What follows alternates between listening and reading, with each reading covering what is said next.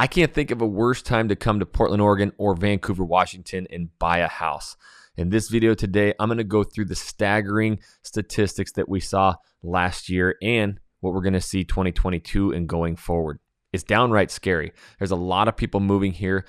Competition for housing has gone through the roof, and maybe it is not the perfect time for you to be moving and buying a house here. If you want to learn more about that, we're going to get after it right now.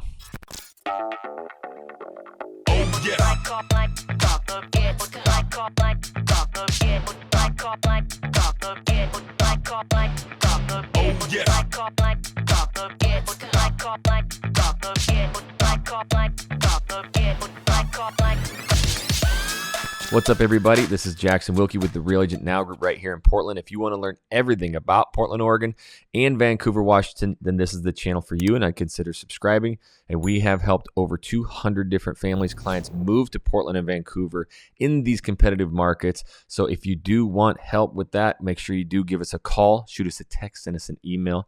Days, nights, weekends, we got your back when moving to both Portland and Vancouver. All right, so we got with the team. We went through the statistics. We told all the battle stories. We've helped hundreds of clients move here, and that's really one thing that I want to focus on today. This channel is all about being truthful. We tell you the good, the bad, the ugly about Portland and Vancouver. Right now, the ugly is this competitive housing market. So I'm going to be going through a lot of these statistics and a lot of this information just so that you are well informed on whether this is a good decision or not for you. Now, if you're seeing this video, I'm not sure when you're going to be catching it, but this is at the beginning of 2022. At the beginning of 2021, so last year, we were seeing houses right in that $500,000 mark, and that was really our most competitive market, and it was going crazy. Those same houses today are $600,000. The median price right now has gone up 17.5%. But as I'm going to get to and allude to this video, there are some hot spots, some pockets that are seeing double that, right? So we're talking 30, 40% appreciation. And there's going to be some positive side effects to this, but also at the same time, $100,000 more expensive than last year is absolutely crazy.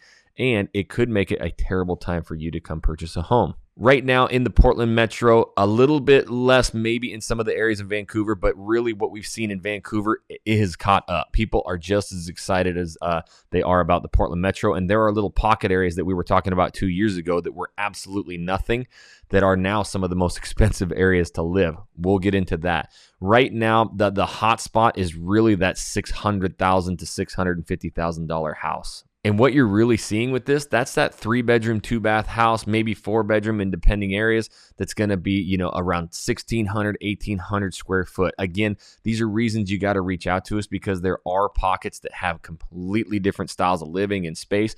But that 550 to 650 range right now is absolutely super competitive. As soon as something hits the market, there's generally multiple offers. So what does that mean for you watching this right now?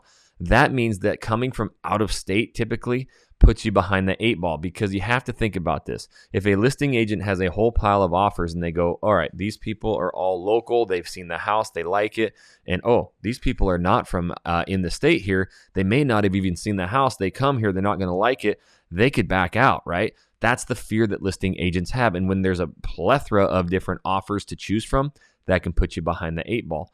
But I told you at the beginning of this that we've closed over 150 homes in just the last 2 years, all relocation. So when there's one relocation team who specializes only in that, and not only are we getting offers accepted, we're preferred offers because of our systems, processes, and reputation.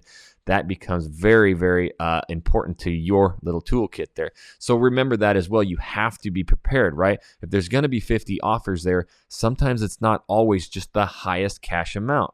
There are so many different things that go into a seller's mindset. Maybe it's, eluding an inspection or whatever that is. These are things that we probe and pry, the listing agents and truly find out what the seller wants so that you can get in. With these appreciations, though, we're going to continue to see this stuff rise. I do know right now, just having an in-depth conversation with, one of our local lenders, and especially the lender of our team, Addie, who's been on a lot of these videos, the interest rates, as all of us know, are starting to spike. In December of last year in 2021, we were still seeing them in the 3s.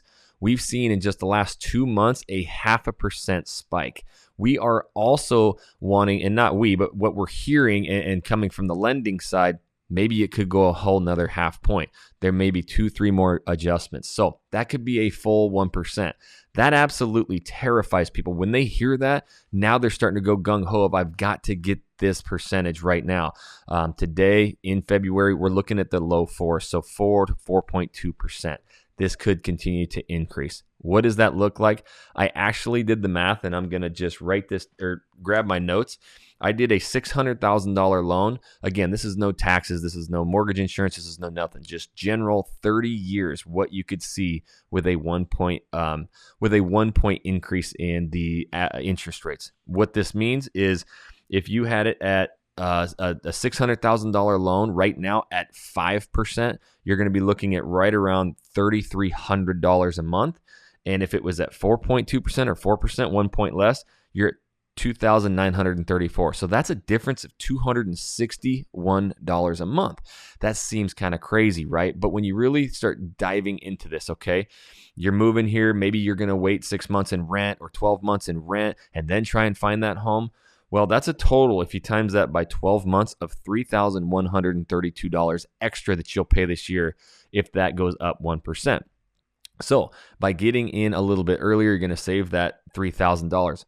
But do you remember what I said at the beginning of this video with an average of 17.5% increase of average homes across Portland, and some of those double?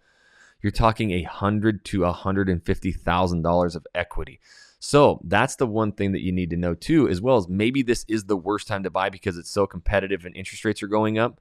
But if it's going to continue doing that, and the fear factor of what's going on right now, which is COVID, and honest to God, being in Portland, Oregon, we're going to be some of the last with mask mandates being lifted. People want their space. So I actually see this trend continuing. We've actually interviewed and sat in on some of the top economists in the entire country, listening to them. This doesn't seem like it's truly going to slow down too much. Now, again, what they're trying to do, and I know personally because I've tried to buy, or I have bought an Airbnb, a second home to go do Airbnb, right? Well, those interest rates right now, as of April 1st, 2022, they're going to start tacking on an extra 1% on loans for people with second homes. I know that the government, they're starting to talk of trying to get some of these first-time home buyers into different programs. By doing that 1% increase to the second homes, they're really trying to get these first-time home buyers into houses as well and keep some of the investors from gobbling up all the inventory. Don't hate me, I've only got one. But that's some of the stuff that we're seeing. The next thing is, right, we have people come every single day who have cash. Well, sometimes these loans and what they can write, they're just as competitive. So we're able to get loans, people who are going to use loans just as competitive, but sometimes cash does speak. And you might be somebody coming who says, hey, I have the cash to buy this house, but I don't want to lose all my cash. I want to stay cash strong for possible investments. There is a brand new program. Again, if this is relating to you, that Addie, our trusted local lender, does, that actually you can buy this house cash. So maybe you can present the strongest offer for that house, and after it closes, you can now go in and refinance this into a conventional loan. These are incredible programs that could help cash buyers who are coming in, secure that home, and then after get that cash back. Reach out to us, our relocation team, to learn more about that offer. But let's dive into some more scary statistics. So one thing that's very popular and that people are gravitating to here in the Portland Metro is new construction. One thing that you're going to see in Portland, Oregon, Vancouver, some of these areas that is different from the entire country, we have urban growth boundaries. Now, up in Vancouver, we don't have that. The Portland Metro does. So what this means is that every 10 years, it has to be voted on to move the boundary out so that we can build more homes. In areas like Phoenix and Texas, where they can just build and build and build and build and build and build, you can't do that in the Portland Metro. That's another reason why the prices are spiking so high. But I was actually just reading some information, and the one big issue that we have in the country and Portland, Oregon, and Vancouver, we don't have enough new construction for all of the demand. In fact, the builders are down 1% on starts from last year. So we need way more new construction homes, and we're down 1% on starts, yet the actual demand is up 40.7%. So the demand's through the roof, and yet the starts are down. So there's a few things that could happen.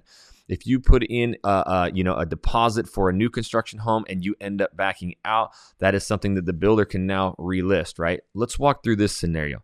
The thing about putting your money down on a new construction home right now, and it's not built for 6 months, 9 months, is that your loan is not locked in on that rate. So in 9 months, that rate could go up. We just did the math a little bit ago to where you could see maybe a $200 to $300 increase at the end of that. Seems a little scary, right? Well, here's a statistic right now that we saw. Just in Ridgefield, Washington alone, which is up in the northwest side of Vancouver. This was an area that we were talking about 2+ years ago. You can go watch our vlog on it as, hey, this will be the hot area. Houses back then, I remember, were going for like upper twos, 350. Last year, Ridgefield new construction homes were starting at $450,000. And you are lucky now to get one under $600,000. We're actually going to see this place probably be the new Camas, Washington. It's erupting. It's blowing up. These little pocket areas in Vancouver, Washington are really starting to take off. But let's get back to that example. So maybe in 6 to 9 months, your interest rate goes up 0.5%. And you're like, dang, my payment just went up $150 a month. That could do really one of 3 things. Obviously, your payment's going to go up $150, and it is what it is. 2, your lender says, oh no, now you can't really afford that extra $150 and the loan may fall.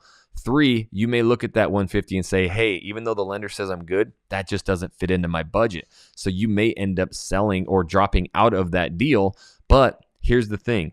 Last year, in just 9 months, right, we had a deal close on a house. We went into the new construction home. We got the purchase price at $525,000.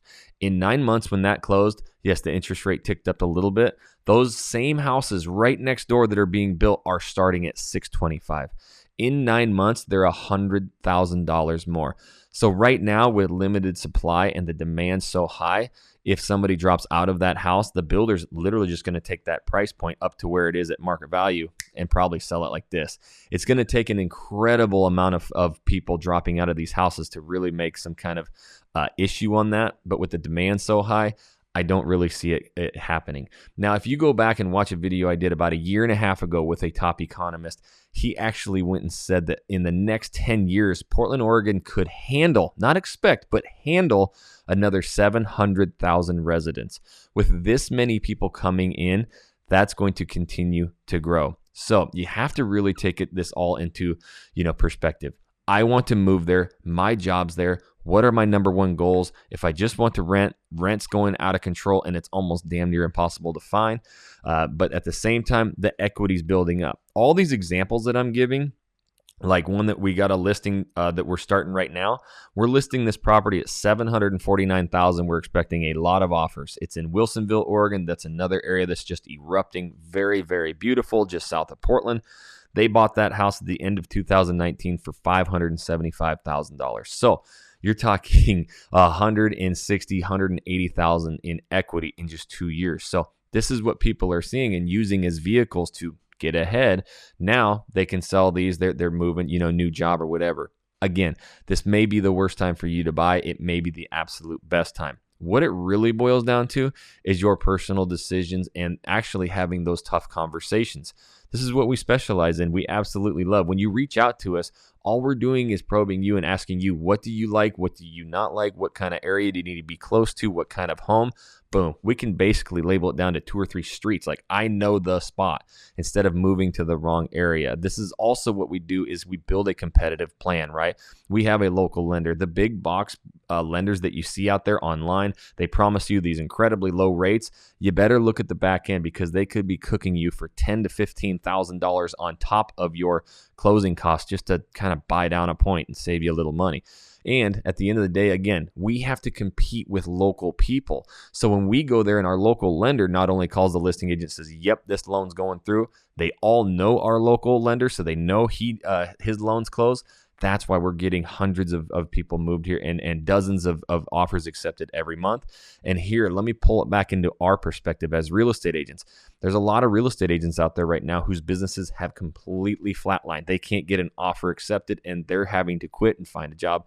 It's unfortunate, but the best are rising to the top because in this competitive market, you've got to be able to get offers accepted. So there's a lot to this, and I hope you find this video valuable and all of our content valuable.